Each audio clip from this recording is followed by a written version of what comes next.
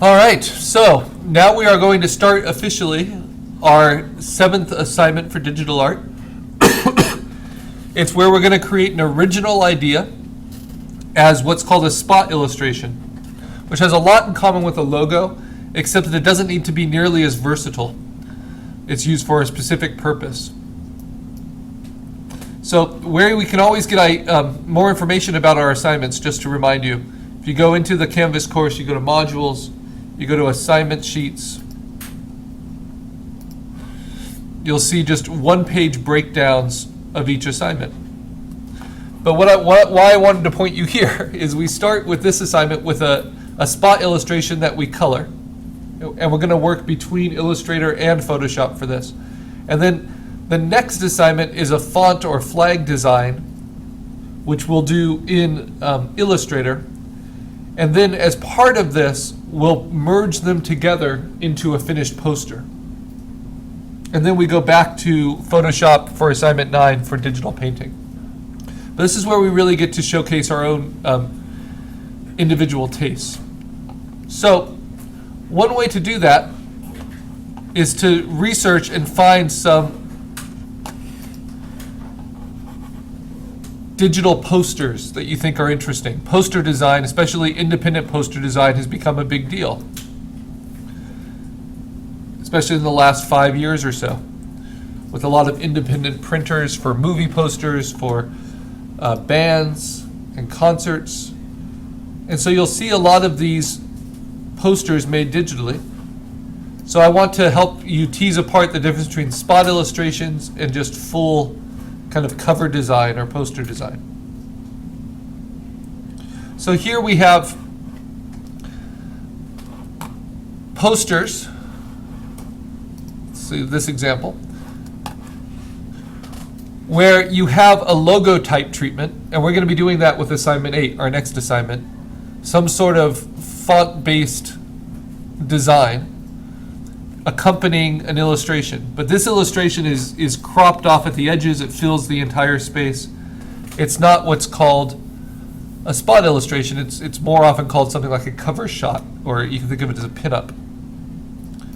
Same thing with this, kind of a comic book illustration. But with this one, you can start to see how this could start to work as a free-floating spot illustration as well. So what a spot illustration is it's like a sticker or a tattoo design, in a way like a logo, so that if you could cut it out on all edges, it would be completely self-contained.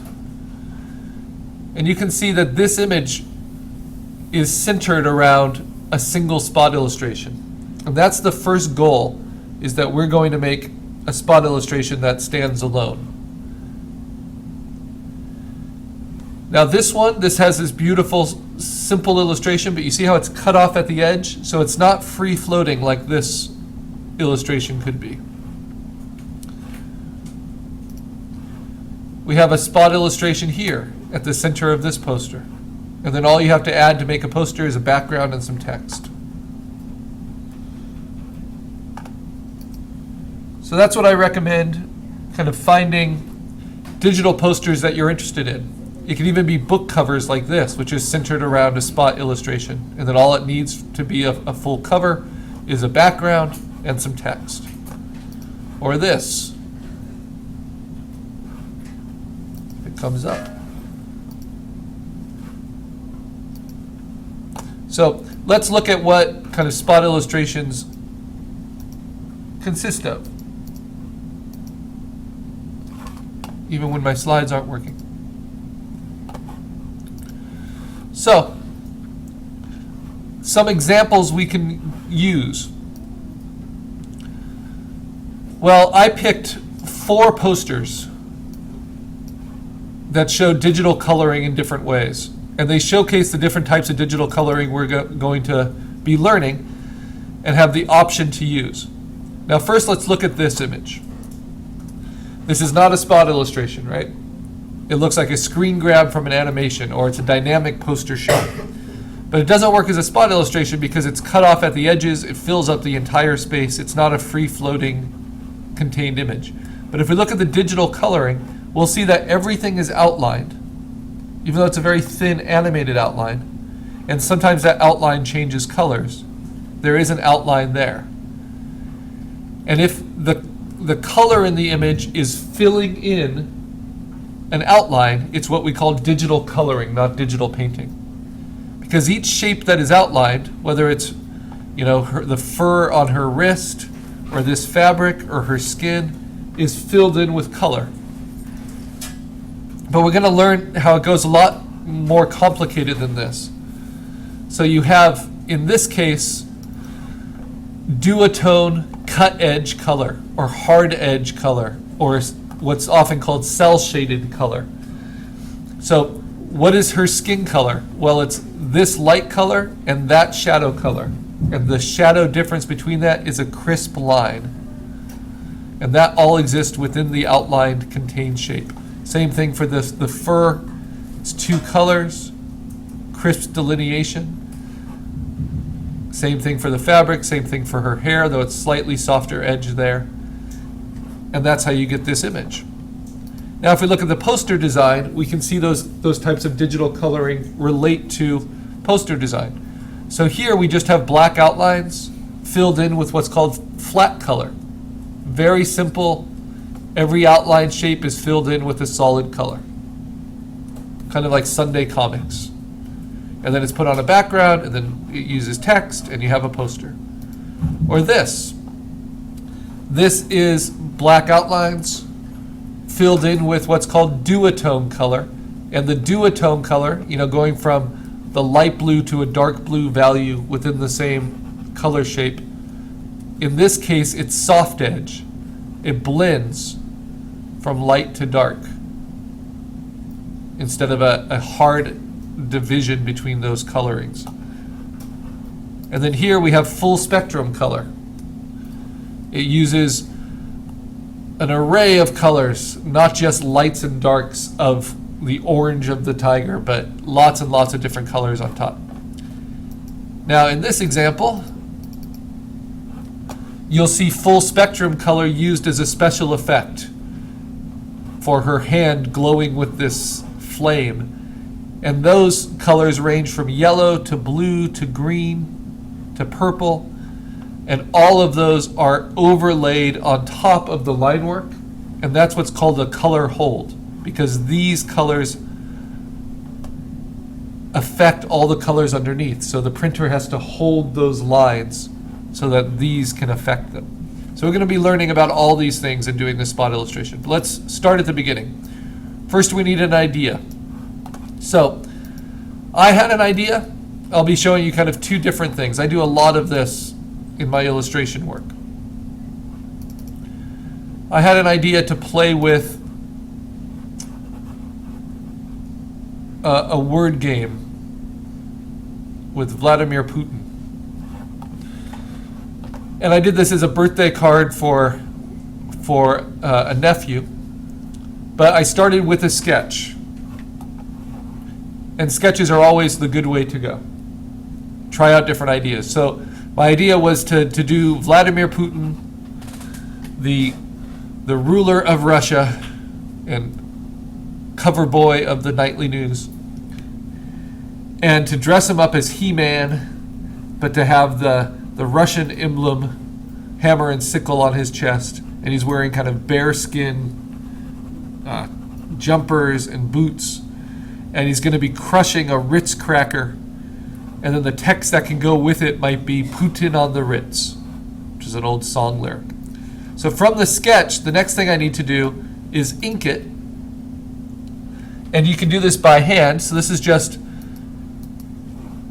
created from my taking tracing paper and using a permanent ink pen and inking over the lines I like.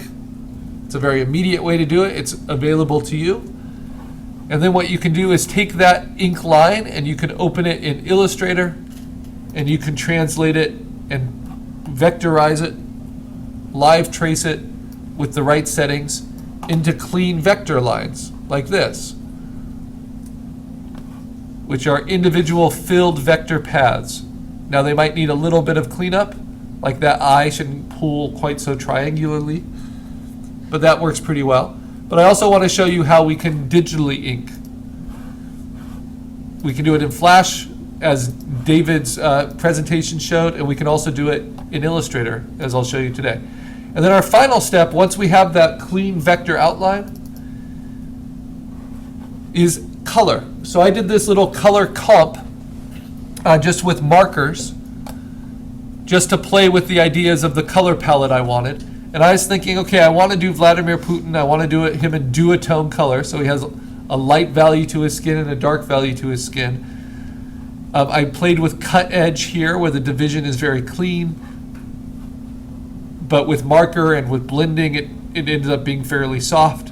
You can see the cut edge divisions here in the gray, and you can see more soft edge and some cut edge in the boots.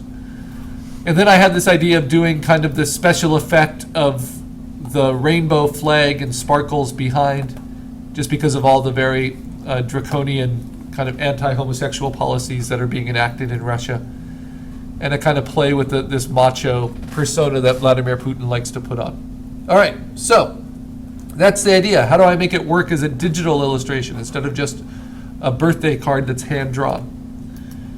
Step one, digital inking. So we saw from David's presentation,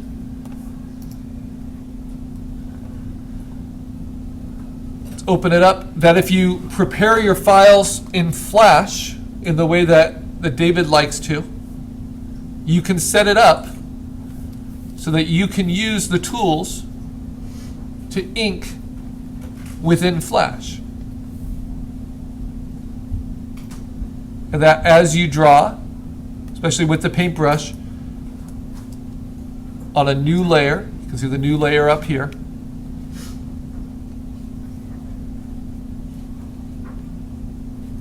depending on how much you're zoomed in, you'll get thick and thin lines. That's another interesting trick. And so to keep it consistent, kind of keep the same amount of zoom as you're going through major components. But what's nice about Flash is it's very adaptive. So even though it's making a filled vector path out of each line, it allows me to digitally ink very cleanly. And then I can output it by turning off the sketches underneath, and I can output it as an SVG file. So export image, and then let's see, as an SWF.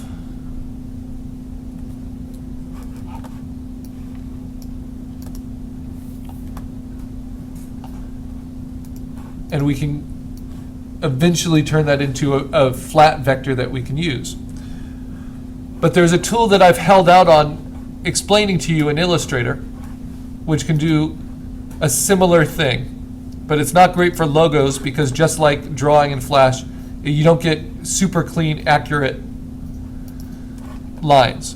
And so that's called the paintbrush tool in Illustrator. So let's try this another way. Let's take my sketch. So I have it here on my desktop. And let's open it in Illustrator. So once you have a sketch of your spot illustration, Illustrator can help you digitally ink it and refine it. And all I'm going to show is how you can set it up in Illustrator to have the most options in this demo. And the next demo will be all the different ways we can digitally ink your sketch and take it through these steps digitally.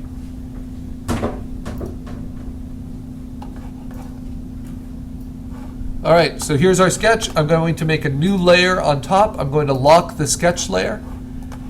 I'm going to switch my foreground to being a fill that's black. And here is the issue. My paintbrush tool doesn't work. So what I need to do is select my sketch, copy it, create a new Illustrator file that is a print file, and I'll call this my Carl Putin spot illustration. Assignment 7. Print format, paste it in,